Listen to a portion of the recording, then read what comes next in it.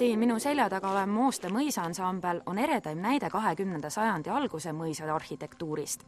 Kuid lisaks kaunile peahoonele ja täiuslikule lisahoonete kompleksile on siin veel paljugi muud salapärast. Mooste vallavanema Ülo Needo sõnul kummitab mõisas eelmise sajandi alguses tapetud noorhärra. Mõisa omanikud olid Nolkenitel. Nolkenitel oli 3 poega olnud ja ükskord jahis kõige vanem poeg sai surma. Arvati, nad nooremad pojad rääkisid, et see oli juust, mingi õnnetu juus, aga külarahvas arvas, et kuna kõige vanem poeg oli pärijad, siis võis siin ka olla nooremate vendade käsi mängus. Ja siis see noore või kõige vanema poja vaim arvataksegi, et siis elab siin mõisas, et teda on nähtud siukses valges riietuses noore mehena.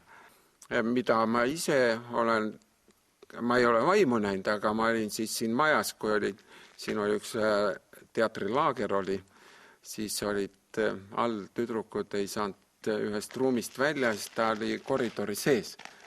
Nad tulid pärast nii ähmi täis, ütlesid, et tahtsid nagu tulla, aga ei saanud. Vaim oli tee peal seal just koridoris sees.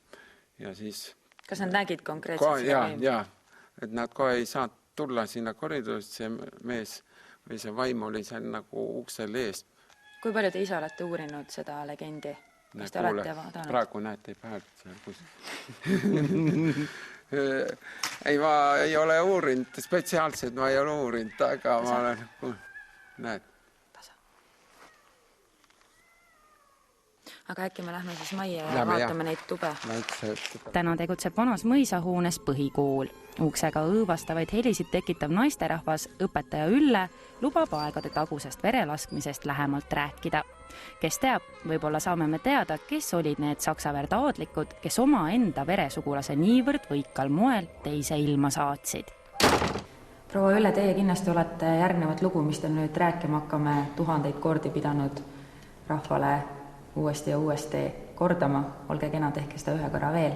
Kust on tulnud see vaim siia mõisa? Kui inimese hing siit maailmast lahkub selliselt vägivaldselt, siis ta jääb siia hulpima.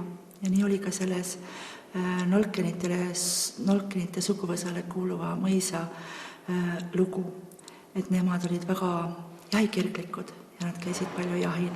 Ja ühel jahikäigul selles perekonna vanem poeg leiti valitsusjahilt surnuna. See on selline faktiline lugu. Ja oli siis selline väikene sõnelemine tal oma onuga Luuni mõisa pärast. Ja sellest sellisest inetust intsidentsist ilmselt juhtuski see,